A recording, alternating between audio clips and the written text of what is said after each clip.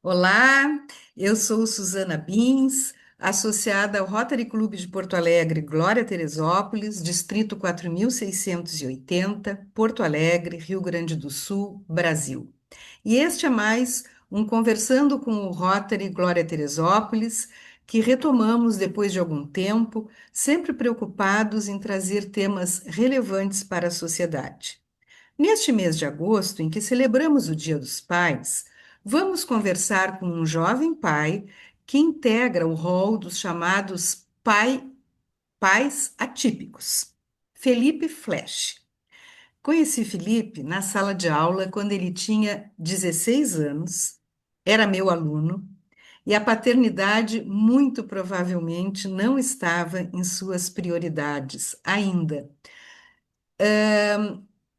E nem ele poderia supor que um dia, sendo pai, teria que se reinventar para ser pai da filha que a vida lhe deu. Bem-vindo, Felipe. Obrigado pelo convite. Obrigado ao Rotary, obrigado a ti também, Suzana. Uma alegria estar falando contigo. 20 anos depois, né, da gente ter se conhecido na época de colégio, uma professora super querida, e agora a gente está podendo falar sobre esse assunto que é super importante e que me orgulha muito, que é a paternidade atípica. Então, obrigado pelo convite. Então, bem diretamente, quem é o Felipe? Qual tua idade, profissão e quanto tempo de casado? Boa, boa. Bom, sou Felipe Flesch, sou natural de Seberi, Rio Grande do Sul. Atualmente eu moro em Brasília, estou com 36 anos. Sou o pai da Maria Eduarda, da Duda, né, que vai ser tema aqui da nossa conversa. Sou casado com a Lúcia Almeida, né, a gente está junto há 12 anos, um pouquinho mais de 12 anos. E sou administrador formado pela Universidade Federal do Rio Grande do Sul. Atualmente trabalho como diretor global de receitas na Dream Shaper, que é uma EdTech, né, uma empresa de tecnologia para educação, que ajuda as instituições de ensino a trabalhar e a escalar o uso da aprendizagem baseada em projetos, né? Oh, que show! Então tem um desafio bacana e é isso. Atualmente estamos em Brasília e aqui para cima e para baixo com a Dudinha. Então, no ano de 2019, nasceu a Dudinha. Eu lembro que casualmente eu te encontrei no hospital e tu disseste que ela havia nascido, mas que fora preciso que ela ficasse no hospital. O que que houve? Naquele momento vocês já tinham um diagnóstico?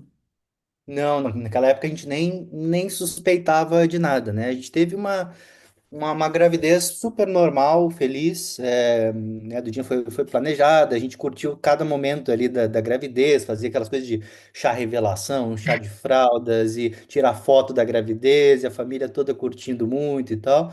Então, os exames todos super normais, então a gente não suspeitou de nada e foi uma gravidez muito tranquila para a mãe também, para a Lúcia. Então foi um momento super feliz, né? E foi o dia do parto foi algo interessante, né? Nós não somos assim católicos e nem muito religiosos, né?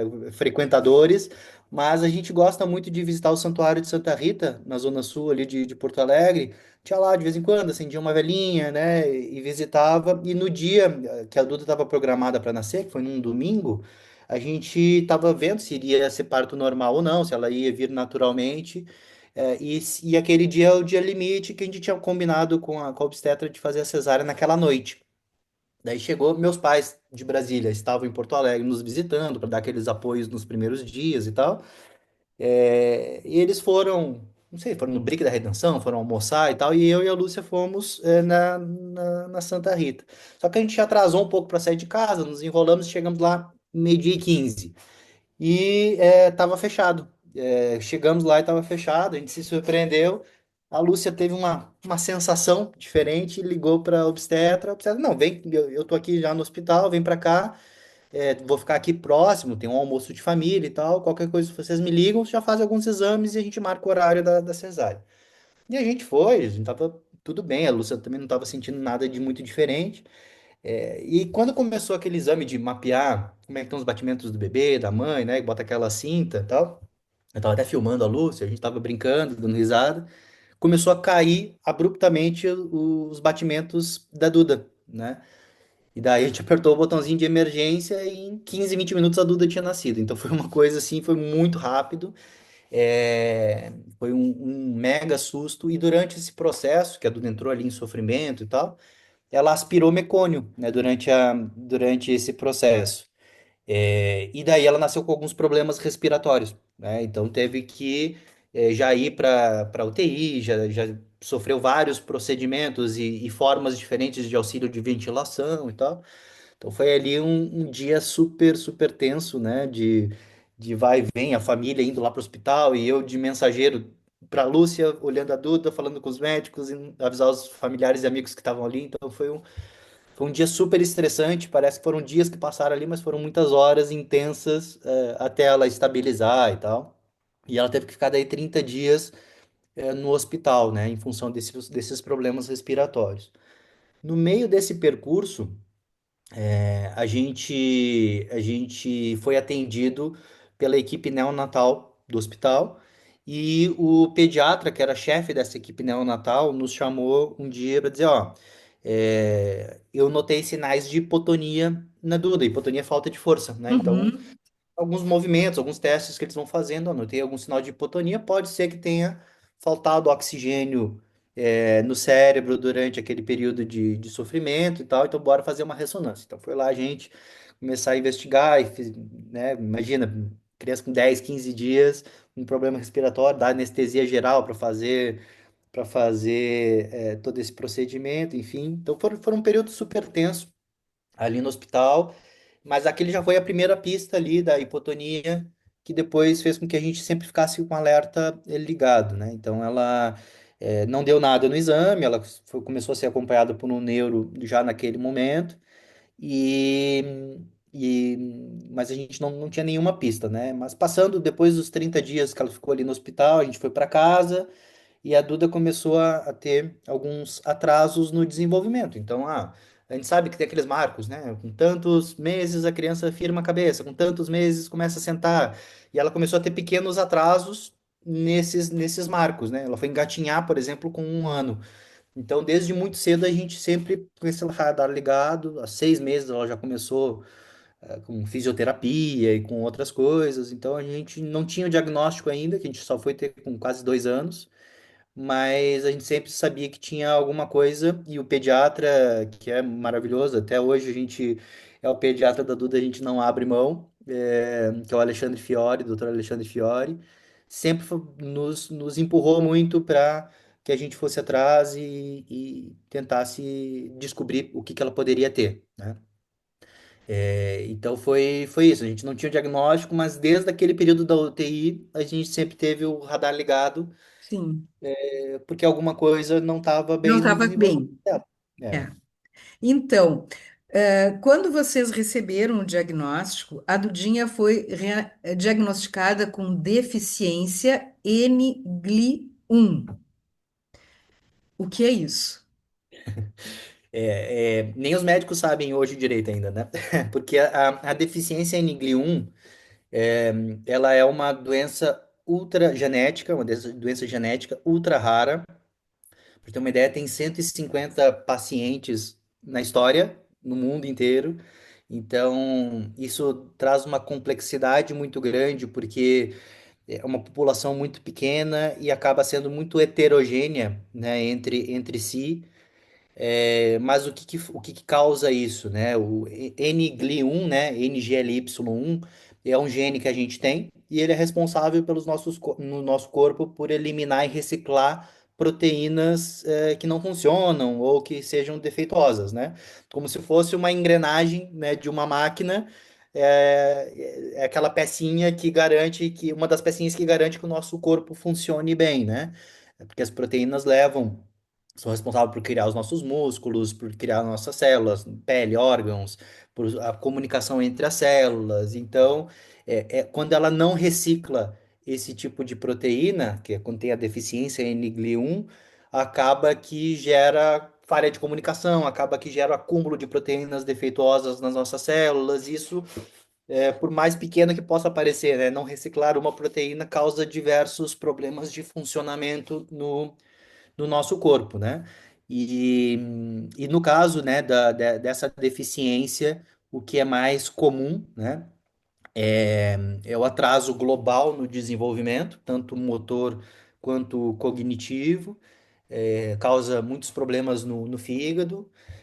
Muitas crianças têm alacrimia, né? Tem até uma matéria que saiu algum tempo atrás, logo que descobriram essa doença, das crianças que não choram, né? Então, a lacrimia é a ausência de lágrimas.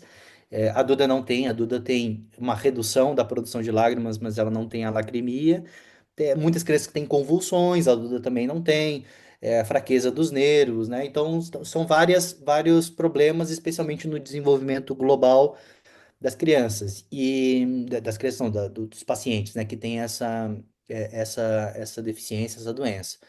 E na Duda, isso se comporta com alguns desses sintomas. Então, ela tem e teve muitos atrasos no desenvolvimento global, né? A gente chegou a ouvir que ela não ia caminhar, mas hoje ela caminha, ela usa órtese e também já caminha sem órtese. Então, hoje ela já caminha, mas ela, por exemplo, não pula, não corre, né? Não tem força suficiente para fazer alguns desses movimentos.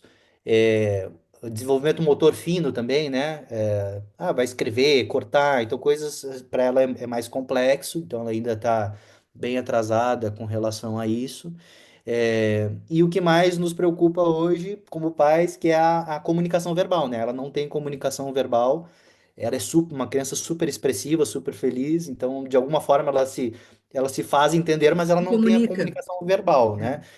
Então é algo que a gente vem ainda batalhando muito e trabalhando para que ela consiga desenvolver. Mas esses são os principais sintomas, né? Mas como eu disse, é um espectro muito reduzido de uma população muito reduzida. Então, e ainda tem casos muito diferentes. Tem crianças, às vezes da idade da Duda, que não saem de cadeira de rodas, porque a fraqueza é tão grande do corpo que não consegue sustentar às vezes o tronco e tal. Então tem um espectro muito. Tem crianças, por exemplo, que têm a doença que falam, então é Sim, muito é heterogêneo aí mesmo, diferente. assim. Exato. Tá. E embora tu e a tua esposa já soubessem desde o início que tinha alguma coisa que não tinha saído conforme o esperado, qual foi a primeira reação de vocês quando receberam esse diagnóstico? Receber o diagnóstico ao mesmo tempo que é uma bênção, né? É uma coisa que preocupa bastante, né? Porque quando a gente sabendo que tem algo errado, a gente vai lá, vai tentar corrigir. Será que esse algo errado é algo temporário? Será que, com tudo que a gente já fazia de fisioterapia, de fono, e de trabalhar, e de estimular, e de cuidar, será que com o tempo isso não vai se resolver, né? Tanto que a gente sempre teve opiniões de médicos muito divergentes. O pediatra que acompanhou ela desde o início sempre falou que, ó, tem alguma coisa.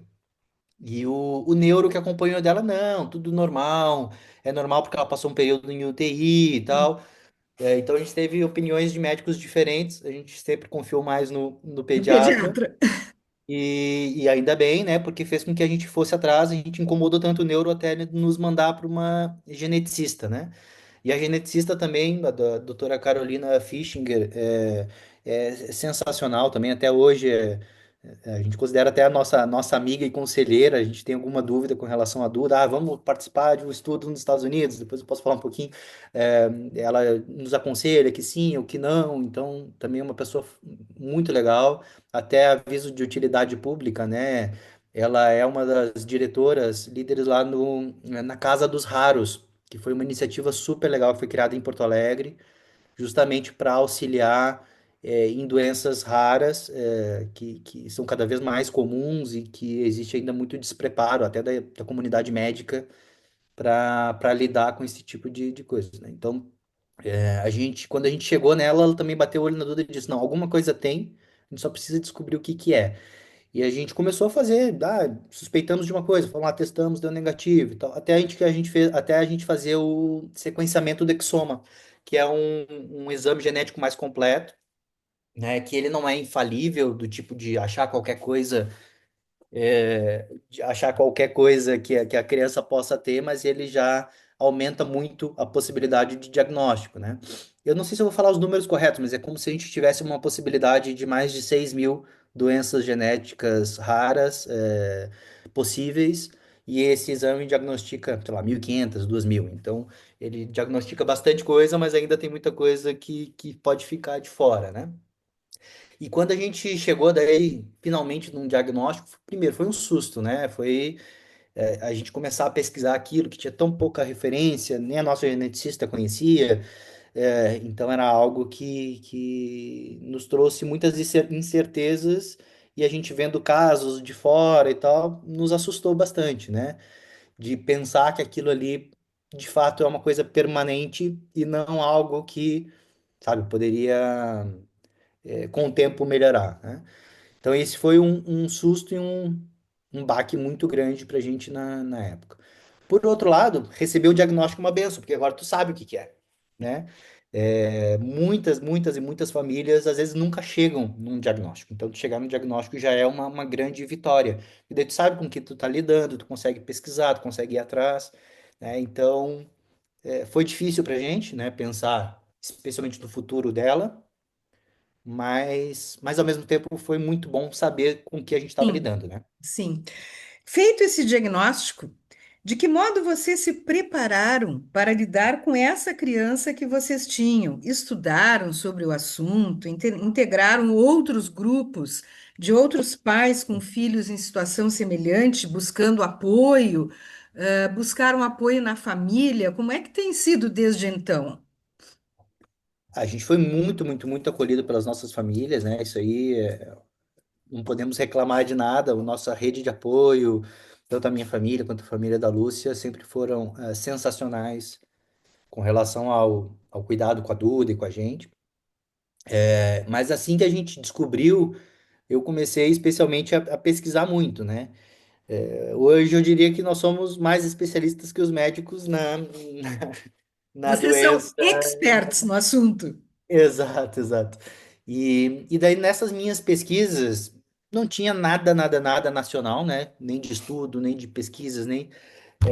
E a gente começou a pesquisar e eu achei um grupo do Facebook. Eu achei alguns artigos, né? Desse que eu comentei, das crianças que não choravam, Uhum, um ou dois papers publicados. E, e eu achei no Facebook um grupo que era a Grace Foundation, que era de um pai que diagnosticou a filha dele. A filha dele foi uma das primeiras diagnosticadas na doença.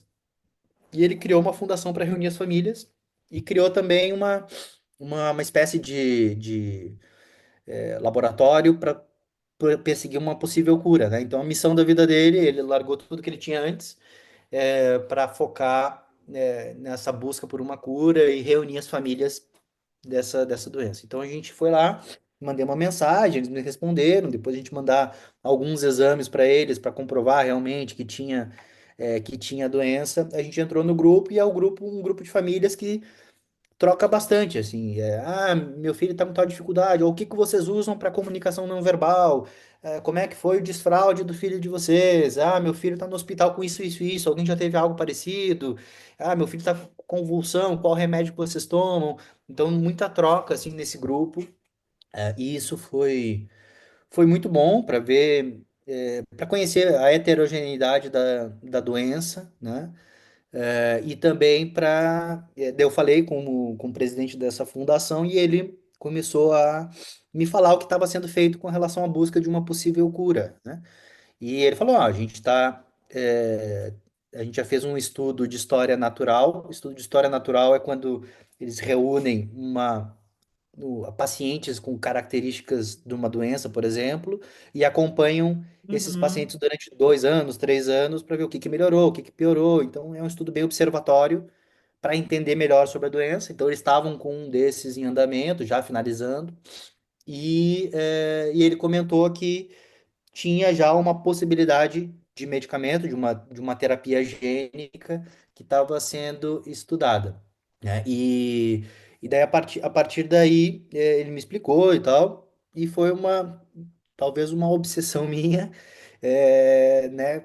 Primeiro, me agarrar a isso como esperança, como reta final aí do que a gente poderia, do que eu como pai poderia fazer pela Duda, né?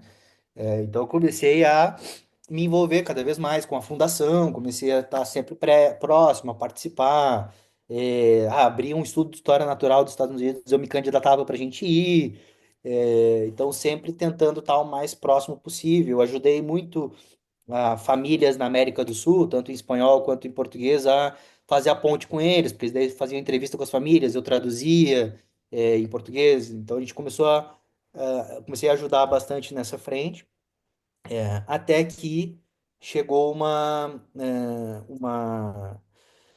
possibilidade de um outro estudo de história natural em Houston, e a gente cadastrou a Duda. No início ela foi negada, porque eles tinham na política de reembolso fazer só com pacientes dos Estados Unidos.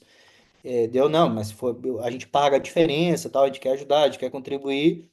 E a gente acabou indo lá, então foi super legal também para conhecer até mais da doença e estar em contato com médicos também de alto nível lá nos Estados Unidos.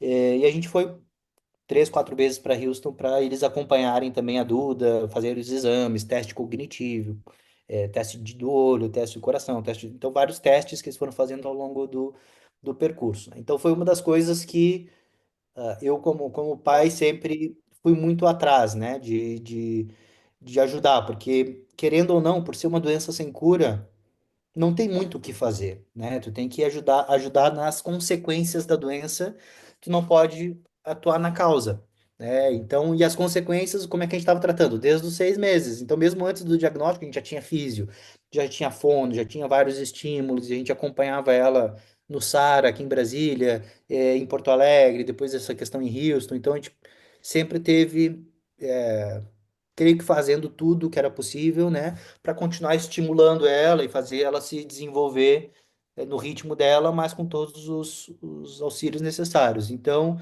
e a Lúcia sempre muito dedicada a essas rotinas diárias, né, de terapia, de ir junto e tal. É, e eu mais focado, talvez, nessa parte de futuro, né, de como conseguir talvez uma possível cura, um possível tratamento, etc. Então a gente não chegou a se preparar porque talvez a gente já estivesse, a gente se preparou acho que desde os primeiros 30 dias dela, mas a gente já estava fazendo o que era necessário. Mas agora com o diagnóstico, a gente pôde ajudar talvez até outras famílias, né, a chegar no diagnóstico ou ajudar a conectar com a fundação, e perseguir essa outra questão que é um estudo, que é uma possibilidade de terapia gênica, que é outras coisas que daí podem ajudar não só a Duda, como vários outros pacientes, né? O- Quando a gente conversou antes, sobre a possibilidade de fazer essa entrevista, tu disseste que, em geral, se fala muito sobre as mães atípicas, o envolvimento das mães, e muito pouco se conversa sobre os pais, né? E que tu tinhas achado interessante, porque o pai também tem o seu papel nesse acompanhamento, nessa situação, né? E então. A gente costuma dizer que os pais nascem quando nascem os filhos, porque ninguém estudou para ser pai, né? Se formou para ser pai, e aí vai aprendendo, né, no dia a dia. E eu entendo que em casos de pais de crianças com síndromes, maiores devem ser os desafios. Como é ser pai da Duda? O que essa realidade exige de ti? Diferente do que exigiria de outros pais, Eu não sei como é que é não ser pai de outro tipo de criança. tipo, exato, de outro tipo de criança, né? Mas é engraçado que, por exemplo, quando a gente vai numa consulta médica, né, eu e a Lúcia, nós dois sabemos de tudo da Duda. E geralmente, quando os médicos perguntam, eu que explico. E os médicos geralmente ficam surpresos, né? Porque muitas vezes é a mãe que sabe da criança e o pai não é tão presente, né? Então eu até entendo o foco mais na mãe atípica, porque se a gente for pegar no geral, na maioria, né, na estatística, é quem assume de fato a responsabilidade da criança. E muitas vezes o pai, infelizmente, a gente sabe as configurações familiares que a gente tem hoje Vai embora, estão presentes, né? Vai embora, vai né? embora. Então, infelizmente, isso é muito comum, né? Mas também nesse percurso eu conheci muitos pais super presentes, pais atípicos, que realmente têm um papel fundamental, né, nessa dinâmica familiar. E eu acho que até algumas coisas não diferem da paternidade típica da atípica, sabe? A necessidade de presença, a necessidade de estar lá, a necessidade do cuidado, do carinho, é uma necessidade que qualquer pai, qualquer organização familiar deveria ter, né? A questão é que com uma criança atípica, ela é mais dependente. Então, tudo ela precisa de mais ajuda, né? Ela precisa de ajuda para escovar os dentes, ela precisa de ajuda para se alimentar, ela precisa de ajuda para trocar roupa, para tomar banho.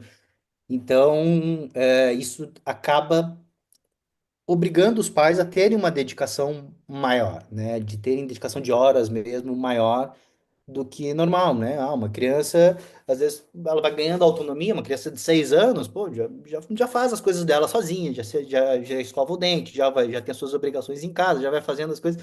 E com a Duda, não, com a Duda é diferente, né? A gente tem que estar junto para ela ir no banheiro, tem que estar junto para ela tomar um banho, tem que estar junto para ela se alimentar. Então, tudo isso faz com que a dedicação tenha que ser maior.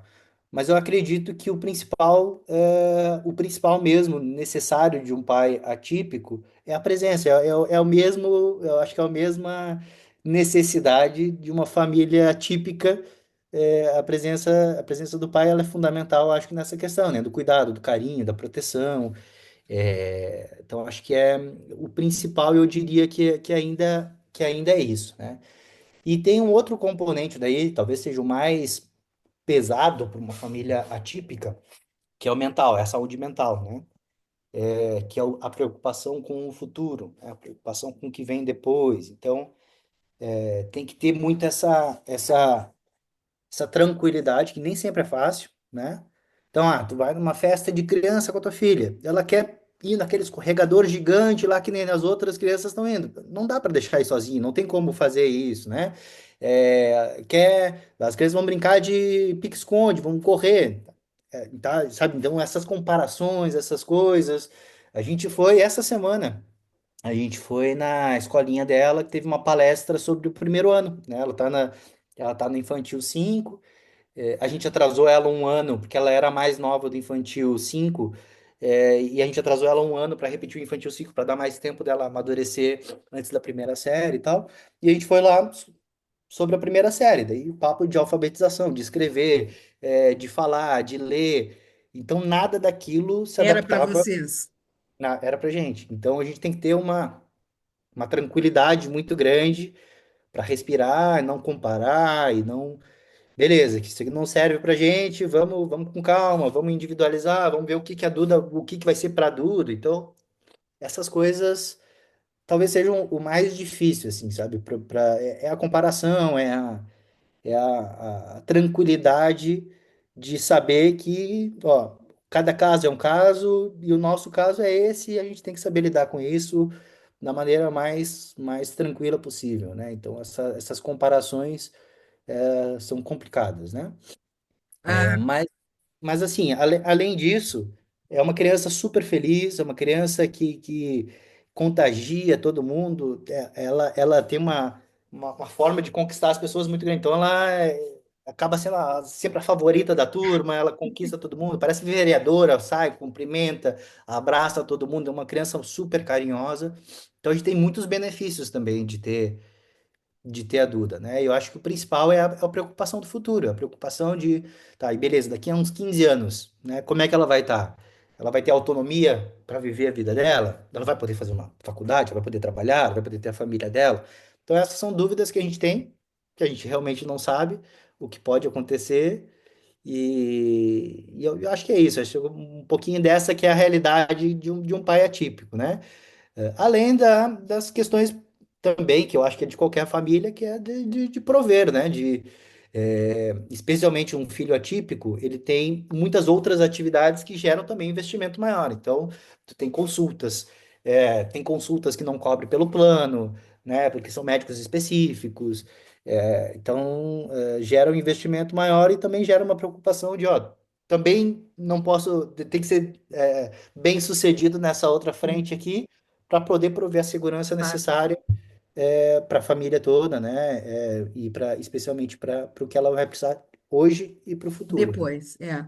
É. A gente ainda há pouquinho falou que, na maioria das vezes, são as mães, né, que seguram, como a gente diz, o rojão, e muitos pais realmente abandonam, né, o casamento, né, porque tem talvez menos facilidade de lidar com situações não esperadas. O que que tu, como pai atípico, presente, poderias dizer a outros homens que têm filhos com alguma síndrome? É, primeiro, eu acho que é muito difícil falar, né, para os pais ausentes e para os pais que não tiveram a hombridade né, de assumir as suas responsabilidades, né?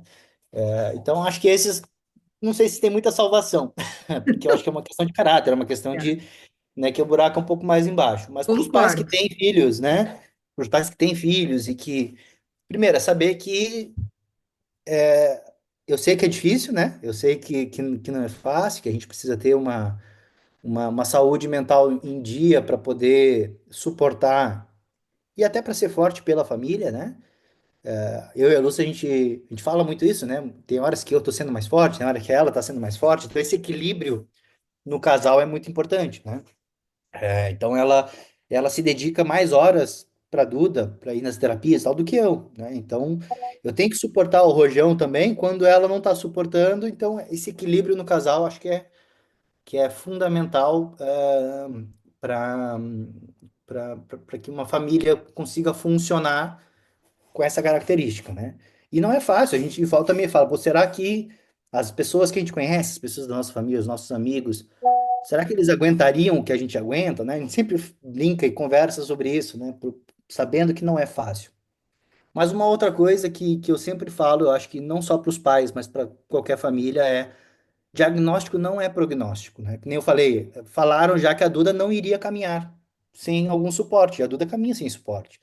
Então, o que a gente sempre adotou para a gente é isso, né? Diagnóstico não é prognóstico, a gente não sabe o futuro, né? Então, bora fazer tudo no presente que é possível para ver até onde a gente consegue ir, né? Porque a gente não sabe o que pode acontecer. E a gente vê tantas famílias que largam de mão, assim, sabe? Que têm filhos com síndrome, que cansam, e que cansa mesmo, né? Mas cansam e desistem. Ah, não vou mais deixar em nenhuma terapia, tá muito caro e tal, não tá avançando nada, então eu tô gastando dinheiro, tô gastando tempo aqui, deixa ele aqui no cantinho, vou cuidar dele, e é uma pena, porque a gente sabe que o potencial que essas crianças têm, ninguém sabe ao certo, né? Ninguém sabe o que elas podem conseguir desenvolver ou não conseguir desenvolver. Então, a nossa filosofia com a Duda foi sempre isso, ó, vamos tentar fazer tudo possível para ela nos dizer até onde ela vai poder ir, né? Então eu diria muito isso. Primeiro, eu sei que é difícil, sei que muitas vezes, pô, se perguntar, pô, não é justo, né? Por que comigo? E eu acho que eu encaro muito como uma missão, assim, sabe? Por algum motivo isso aconteceu com a gente, e talvez aconteceu com a gente porque nós éramos pessoas que poderiam carregar essa responsabilidade, né? E essa missão que é uma missão bonita, uma missão que eu acho que pode ajudar não só a Duda, e pode ajudar também outras pessoas. Mas se tu fosse me pedir, se tu pudesse voltar atrás, faria alguma coisa diferente? Zero. Acho que ter a Duda é a melhor coisa que aconteceu na minha vida e, e eu faria tudo de novo e ela é a coisa mais importante para mim, então ela só traz alegria pra gente. Que lindo, Felipe. E, bom, nós vivemos numa sociedade que nem sempre está preparada para conviver com crianças diferentes. Aliás, uma sociedade que não está preparada para conviver com diferenças, sejam elas em que nível for, né? Elas têm um padrão e quem não está naquele padrão é excluído, digamos assim. O que que tu gostarias de dizer para essa sociedade que não está preparada para conviver com crianças diferentes? né? Por exemplo, a própria escola arrumou lá uma reunião de pais para a primeira série, sem perceber que entre os seus alunos tinha uma criança que não estaria incluída naquele grupo de Exato. expectativa de primeira série, né? Falta às vezes um pouco de sensibilidade para entender, né, as diferenças e saber como conduzir, porque as pessoas não, eu acho que é uma falta de preparo, às vezes tem um pouco de falta de sensibilidade, mas é pouco de falta de preparo, né? Se a gente for olhar na área que tu conhece bem, né, na área docente, não tem formação suficiente, não tem preparo suficiente para os professores saberem lidar com a diversidade, né? E a diversidade, elas podem ser tanto diversidades em termos de saúde, né? Mas até a própria diversidade em termos de casos de racismo, casos de homofobia, casos. Então tem. Os professores hoje estão muito pouco preparados para lidar com isso em sala de aula, né? E acaba às vezes recebendo culpas ali por estarem na frente da operação, sendo que nem sempre eles foram preparados para aquilo e não é fácil, né? Tu vai, olha, a quantidade de casos de autismo, por exemplo, né, que a gente tem, parece que está aumentando exponencialmente, né? Esses casos. Então, é difícil hoje uma escola que não tenham diversos autistas nas diversas séries e saber lidar com isso. Vai ter, às vezes, uma aprendizagem num outro ritmo, às vezes a forma de relação com os colegas são diferentes, então não é fácil, né? A gente, como pais atípicos, a gente sempre gostaria que tivesse mais exclusão, que fosse olhado individualmente para os nossos filhos, né? No que a escola e a sociedade propõem para eles. Nem sempre isso acontece, né? A gente tem muita sorte na escolinha que a gente tá, que eles tratam a Duda super bem, fazem o plano individual dela, né? O EPI, né? Plano educacional individual, alguma coisa, fazem um plano específico para ela. Mas é isso, nesses pequenos detalhes, às vezes, que chamar uma reunião e, pô, poder ter nos avisado, ó, essa reunião a gente vai fazer muito Não geral e é para tal, mas bora vocês. marcar uma reunião, não, bora marcar uma reunião só com vocês pra gente falar de como que vai ser a primeira série para Dudinha. Então, acho que essas coisas, às vezes, falta um pouco de sensibilidade, né? E tem uma outra coisa que eu acho super importante, que é a educação dos médicos, né? Hoje a gente tem um grande problema. É impossível, estatisticamente, ter no Brasil 3 ou 4 casos dessa deficiência da Duda, né? Deveria ter muito mais. Nos Estados Unidos já tem 30, 40 casos, né? O tamanho do Brasil é o tamanho dos Estados Unidos. Muito provavelmente a gente tem muitos outros Tem casos mais. por aí. Só que existe ainda muita preguiça na área médica, na área neuro, de colocar tudo no balaio de gato de paralisia cerebral, né? De colocar tudo como autismo, de colocar. Então, às vezes, não tem. Muitos não têm acesso, como a gente teve, a médicos que foram, né, a doutora Carolina, o doutor Alexandre Fiore, que foram incansáveis na busca de um diagnóstico, né, para Duda. Mas imagina quem não tem acesso a esse tipo de médico, quem, né, só tem acesso ao SUS e que geralmente cai, paralisia cerebral, nasceu com um atraso, não sei o quê, e nunca diagnostica o filho. Então, a gente tem, eu acho que um problema muito grande no Brasil de diagnóstico, né, de doenças, de uma maneira em geral, doenças raras, doenças genéticas. Então, eu acho que falta muito preparo também para esses médicos de linha de frente, para que cheguem até, por exemplo, um geneticista, até médicos mais especializados para poder investigar. Então, acho que acho que a sociedade, eu diria que a gente precisa de duas coisas: educação tanto para professores, para médicos, né, sobre inclusão, sobre o diagnóstico, sobre o que fazer com crianças, né, com relação a com crianças que tenham atraso de desenvolvimento, que tenham alguma necessidade especial. E, por fim, eu diria para a sociedade em geral, sem ser essas classes, eu diria que não é ter pena, sabe? Eu acho que a pior coisa é pena. Coitadinha, poxa, que barra que vocês passam, não posso nem imaginar a barra que vocês passam. Tipo, isso geralmente não ajuda muito, né? o que a gente quer é tratamento igual. A gente tem, assim como cada pessoa na sua família tem os seus problemas, a gente tem os problemas da nossa família. Podem ser os problemas um pouquinho mais graves, mas eu acho que a pena é a pior coisa, sabe? A gente quer que tenha inclusão, que tenha o cuidado, né, com a nossa filha, mas a pena eu acho que às vezes machuca mais do que a discriminação, sabe? Então, acho que seriam esses os principais recados. Felipe, nós estamos chegando ao final da nossa conversa. Eu quero te agradecer imensamente a disponibilidade em conversar conosco, hoje, um domingo, sobretudo num assunto tão importante, dividindo conosco as tuas experiências. Quando nós nos encontramos há 20 anos na sala de aula, nenhum de nós tinha ideia do futuro que estava reservado um para o outro, né? E muitos em situação semelhante à tua não conseguem lidar com o que têm em mãos, né? Se naquele tempo eu já te apreciava porque tu eras um aluno educado, inteligente, estudioso, né, companheiro, hoje não seria demais eu dizer que eu tenho motivos suficientes para me orgulhar como tua professora do homem em que tu te tornaste, né? Muito obrigada pela nossa conversa e pelo, pela disponibilidade de compartilhar conosco coisas tão pessoais. Né? Eu que agradeço pelo convite e pode ter certeza, professora, boa parte da formação das crianças vem também da escola, né? E tu, sem dúvida, foi uma das professoras que mais me marcaram. Tu foi homenageada pela nossa turma, se tu te lembra bem.